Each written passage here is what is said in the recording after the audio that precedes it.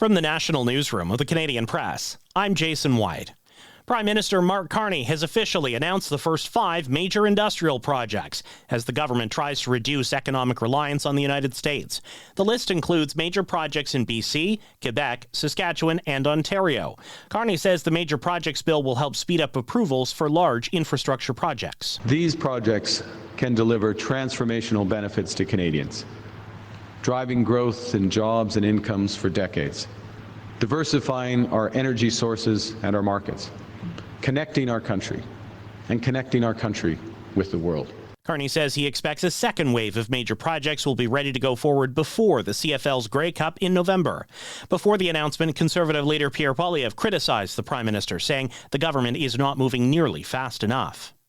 Alberta Premier Danielle Smith calls the killing of American conservative activist Charlie Kirk an assassination by someone who did not share his political views. We should be able to have differences of opinion, talk it out. Sometimes it gets passionate, I understand that, but there's no excuse to what happened yesterday. The FBI is still searching for a person of interest and has released photos while announcing a $100,000 reward for information that leads to an arrest. 2 young children remain in critical condition about 24 hours after an SUV crashed into a Toronto area daycare. A 1.5-year-old boy died in the crash, while 6 other children between 18 months and 3 years of age were injured. Police arrested a 70-year-old man at the scene. He's been released on $25,000 bail. Officials say a deepening drought in central and Atlantic Canada is causing water supply issues.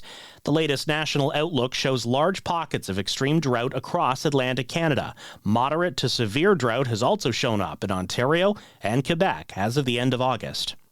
An emergency room doctor says last fall's spike in walking pneumonia came at a time many people did not have immunity.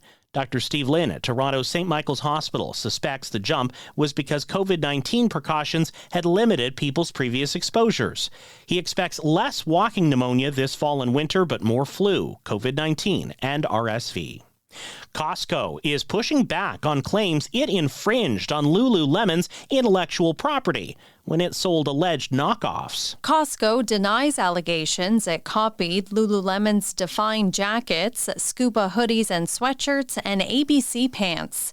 Some of the alleged fakes Lululemon identified were sold under Costco's private label Kirkland.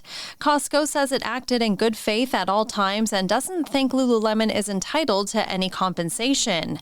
Their fight began in June when Lulu said the alleged dupes Costco was selling take advantage of patents the athletic wear brand holds. Michelle Zedekian, The Canadian Press.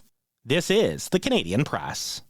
In sports, the 5 players acquitted in the Hockey Canada sex assault trial can return to the NHL when their suspensions end December 1st. The NHL says the 5 players will be able to sign contracts starting October 15th. All 5 men were acquitted of all charges in a London, Ontario courtroom over the summer. Toronto Blue Jays slugger Anthony Santander will start a rehab stint with AAA Buffalo today. Manager John Schneider hopes to get Santander back in shape for the playoffs. Gabriel Diallo says playing in an empty venue won't change much for him as he leads Canada into a Davis Cup tie against Israel. It'll be played tomorrow and Saturday in Halifax without fans and media because of security concerns. The Spanish Vuelta avoided major disruptions by pro-Palestinian protesters after altering the route of today's time trial stage. Riders voted to keep racing yesterday after 2 previous stages were cut short by protests demanding the withdrawal of the Israel Premier Tech team. From the Canadian Press, I'm Jason White. Thanks for listening. Don't forget to follow and subscribe. For more of today's top stories, visit thecanadianpressnews.ca.